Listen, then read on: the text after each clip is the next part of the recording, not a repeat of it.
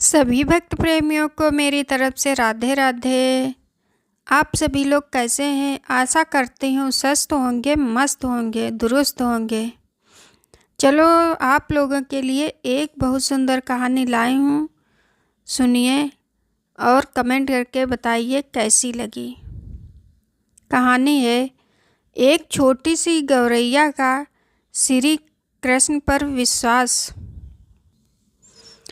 कुरुक्षेत्र के युद्ध क्षेत्र को विशाल सेनाओं के आवागमन की सुविधा के लिए तैयार किया जा रहा था। उन्होंने हाथियों का इस्तेमाल पेड़ों को उखाड़ने और ज़मीन साफ करने के लिए किया। ऐसे ही एक पेड़ पर एक गौरैया अपने 4 बच्चों के साथ रहती थी। जब उस पेड़ को उखाड़ा जा रहा था तो उसका घोंसला ज़मीन पर गिर गया, लेकिन चमत्कारी रूप से उसकी संतानें अनहोनी से बच गईं। लेकिन वो अभी बहुत छोटे होने के कारण उड़ने में असमर्थ थे। कमज़ोर और भयभीत गौरैया मदद के लिए इधर उधर देखती रही। तभी उसने कृष्ण को अर्जुन के साथ वहां आते देखा। वे युद्ध के मैदान की जांच करने और युद्ध की शुरुआत से पहले जीतने की रणनीति तैयार करने के लिए वहां गए थे। उसने कृष्ण के रथ तक पहुंचने के लिए अपने छोटे पंख फड़फड़ाए और किसी प्रकार श्री कृष्ण के पास पहुंची। हे कृष्ण, कृपया मेरे बच्चों को बचाइए, क्योंकि लड़ाई शुरू होने पर कल उन्हें कुचल दिया जाएगा। सर्वव्यापी भगवान बोले, मैं तुम्हारी बात सुन रहा हूँ, लेकिन मैं प्रकृति के कानून में हस्तक्षेप नहीं कर सकता। गौरैया ने कहा, हे भगवान, मैं जानती हूँ कि आप मेरे उद्धारकर्ता हैं। मैं अपने बच्चों के भाग्य को आपके हाथों में सौंपती हूँ। अब यह आपके ऊपर है कि आप उन्हें मारते हैं या उन्हें बचाते हैं। कालचक्र पर किसी का बस नहीं है। श्री कृष्ण ने एक साधारण व्यक्ति की तरह उससे बात की, जिसका आशय था कि वहाँ ऐसा कुछ भी नहीं था जिसके बारे में वो कुछ भी कर सकते थे। गौरैया ने विश्वास और श्रद्धा के साथ कहा, प्रभु, आप कैसे और क्या करते हैं वो मैं नहीं जान सकती।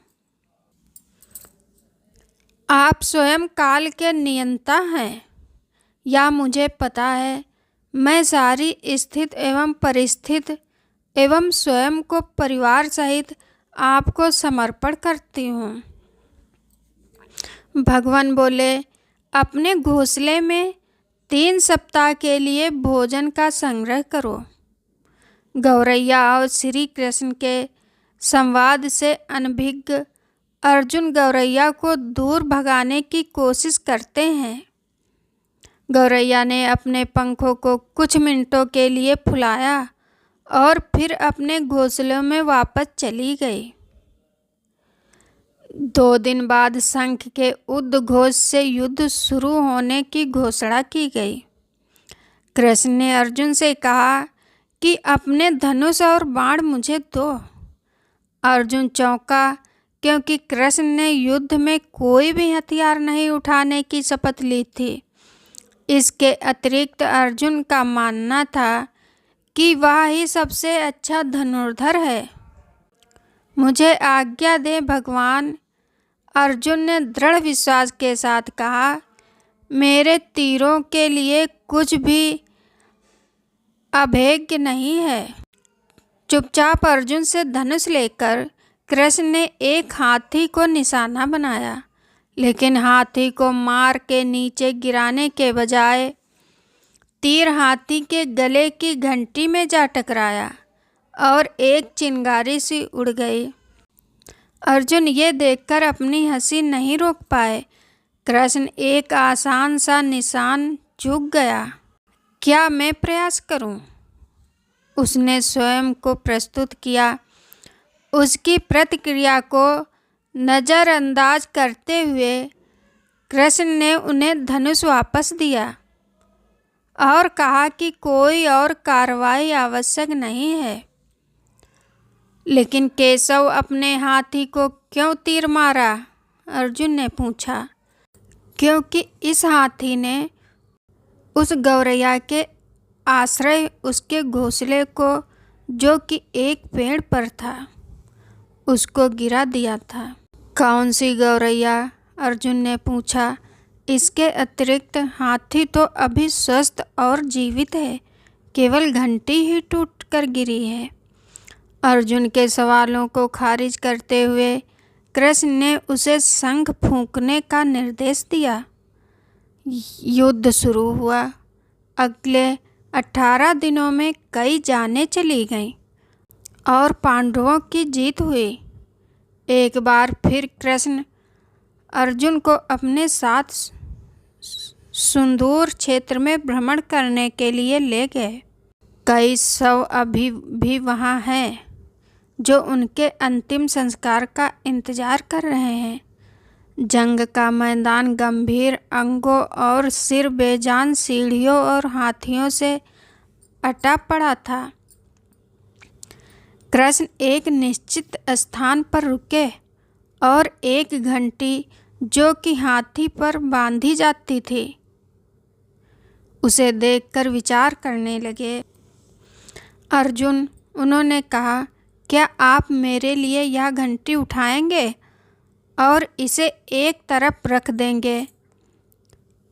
निर्देश बिल्कुल सरल था, परंतु अर्जुन के समझ में नहीं आया। आखिरकार विशाल मैदान में जहाँ बहुत सी अन्य चीज़ों को साफ करने की ज़रूरत थी, कृष्ण उसे धातु के एक टुकड़े को रास्ते से हटाने के लिए क्यों कहेंगे? उसने प्रश्नवाचक दृष्टि से उनकी ओर देखा। हाँ, यह घंटी, कृष्ण ने दोहराया, यह वही घंटी है जो हाथी की गर्दन पर पड़ी थी, जिस पर मैंने तीर मारा था। अर्जुन बिना किसी और सवाल के भारी घंटी उठाने के लिए नीचे झुका। जैसे ही उन्होंने इसे उठाया, उसकी हमेशा के लिए जैसे दुनिया बदल गई। 1 2 3 4 और 5, 4 युवा पक्षियों और उसके बाद एक गौरैया उस घंटी के नीचे से निकले। बाहर निकल के माँ और छोटे पक्षी कृष्ण के इर्द गिर्द मंडराने लगे एवं बड़े आनंद से उनकी परिक्रमा करने लगे। 18 दिन पहले काटी गई एक घंटी ने पूरे परिवार की रक्षा की थी। मुझे क्षमा करें, हे कृष्ण, अर्जुन ने कहा। आपको मानव शरीर में देखकर और सामान्य मनुष्यों की तरह व्यवहार करते हुए मैं भूल गया था कि आप वास्तव में कौन हैं। आइए हम भी तब तक इस घंटी के नीचे विश्राम करें जब तक ये हमारे लिए उठाई ना जाए। कहानी सुनने के लिए धन्यवाद। आप सभी भक्तों को ये कहानी कैसी लगी? प्लीज़ कमेंट, लाइक, शेयर ज़रूर करें।